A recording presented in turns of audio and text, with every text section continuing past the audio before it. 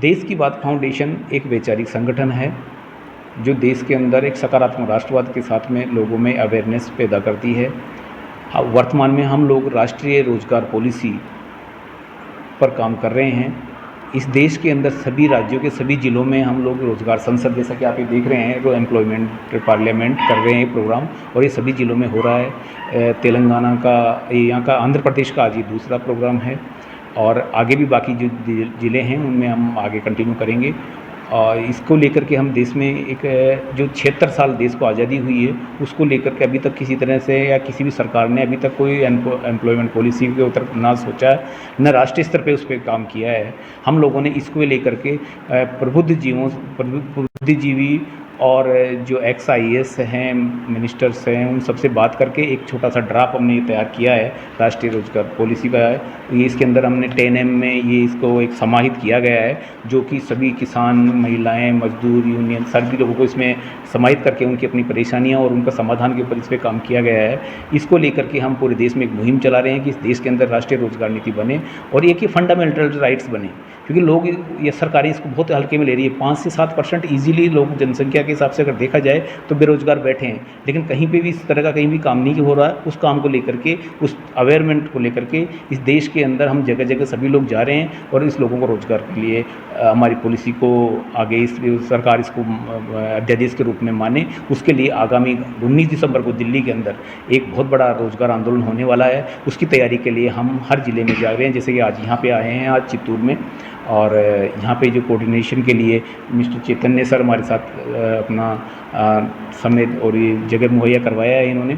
और यहाँ के जो हमारे जो सेंट्रल कोऑर्डिनेटर हैं, ऑर्गेनाइजर, वो मिस्टर वेंकटेश भाई ने कंटिन्यू इस चीज़ के लिए अपना प्रोग्राम किया है। साथ में हमारी मैम कश्मीर से आई है, ये भी सेंट्रल कोऑर्डिनेटर हैं, और डॉक्टर शेख ने हमारे को काफ़ी अच्छा सपोर्ट दिया है इस सब करने के लिए। धन्यवाद। Basically, we are here to assemble to familiar about the national employment policy that is framed by Desh Ki Baat Foundation. Currently, we have the data of 40 lakh vacancies which are not fulfilled yet. That's why we framed that this particular or this said policy, that is national employment policy, it's a holistic policy for everyone. It's for women, it's for youth, it's for laborers, it's for unemployed peoples. That means in short, national policy or national employment policy is for everyone. It's for nation, not only the one region or any religious or any sector. It's for all. And most important thing is this policy enlightens or frames the issues of the people, of the masses, and other side we give the solution of that problem. Basically, just this national employment policy based on 10M. First one is mini technology. Second one is minimum credit support, and if we talk about the third point of the national employment policy, that is mind setup and skill training, and fourth one is mini market. That's the fourth point of the national employment policy. And fifth one is framed by the DKB, that is multinational, interstate, intrastate supply chain. In short, import and export businesses have to run smoothly. And sixth one is manufacturing in small, medium and large industries, that is the need of the hour. And seventh one is minimum economic support and job security of the people, of the employees. Ninth one is minimum support for crops or farmers or laborers. And 10th one is modern and this traditional services have to run or move together. Thank you so much. Thank you, sir. నమస్కారం అండి, నా పేరు వెంకటేష్ అలుకూరు. నేను దేశ్ కి bath foundation యొక్క central ఆర్గనైజర్ని. So దేశ్ కి bath foundation ఒక main ఉద్దేశం ఏమంటే పాజిటివ్ నేషనలిజం, అంటే సకారాత్మక రాష్ట్రవాదం అంటారు. సో ఇక్కడ జనాలు ఆలోచిస్తుంటారు సకారాత్మక రాష్ట్రవాదం అంటే ఏమి, రాష్ట్రవాదం అనే కాన్సెప్ట్ వింటారు, కానీ సకారాత్మక రాష్ట్రవాదం అంటే ఏమి అనేసి మెయిన్ ఏమంటే అందరినీ కుల మత విభేదాలు, ఈ భేదాలన్నీ లేకుండా అందరినీ కలుపుకుంటూ ఇంక్లూజివ్ డెవలప్మెంట్ కోసం అందరినీ ఒక తాటిపైకి తీసుకురావడమే సకారాత్మక రాష్ట్రవాదం అంటారు. ఈ ఫౌండేషన్ యొక్క ఫౌండర్ ఢిల్లీ గవర్నమెంట్లోని క్యాబినెట్ మినిస్టర్ అయినటువంటి గోపాల్ రాయ్ గారు ఐడియాలజీతో పెట్టినటువంటి ఫౌండేషన్. ఈ ఫౌండేషన్ ఈ ఐడియాలజీతో రన్ అవుతున్న సమయంలో నేషనల్ లెవెల్లో ఎలాంటి ఇష్యూస్ ఉన్నాయి అనేసి మేము ఢిల్లీలో కూర్చొని చర్చించడం జరిగింది. సో ఇక్కడ మెయిన్ మనం చూడడం అయితే ఒక బిగ్గెస్ట్ బర్నింగ్ ఇష్యూ మన రాష్ట్రంలోనే కాదు, మన నేషనల్ వైడ్ ఏం ఇష్యూ ఉందంటే అన్ఎంప్లాయ్మెంట్ ఇష్యూ. సో మనం చూస్తూనే ఉన్నాం, లక్షల కొద్ది వేకెన్సీస్ ఉన్నాయి, భర్తీ కావడం లేదు. ఒక స్టేట్ గవర్నమెంట్ ఏమంటుందంటే జాబ్ క్యాలెండర్ ఇస్తామంటుంది, జాబ్ క్యాలెండర్ ఇవ్వడం లేదు.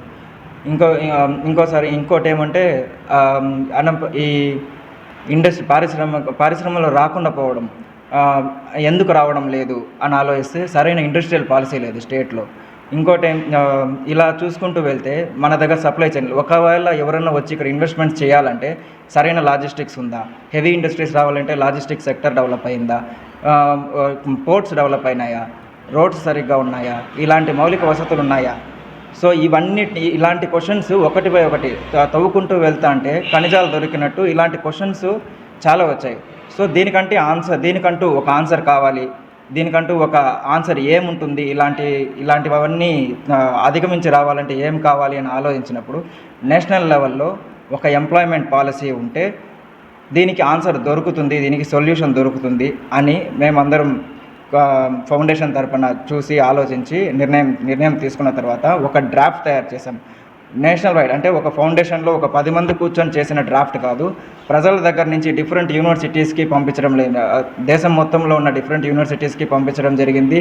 డిఫరెంట్ ఇంటలెక్చువల్స్ దగ్గరికి, ఐఏఎస్, ఐపీఎస్ ఇలాంటి పెద్ద ఆఫీసర్స్ దగ్గరికి, జడ్జెస్ దగ్గరికి, ఇలాంటి వాళ్ళ దగ్గర పంపించి, సో వాళ్ళ దగ్గర నుంచి తీసుకున్నటువంటి రెజల్యూషన్స్లో నుంచి తయారైనది ఈ నేషనల్ ఎంప్లాయ్మెంట్ పాలసీ.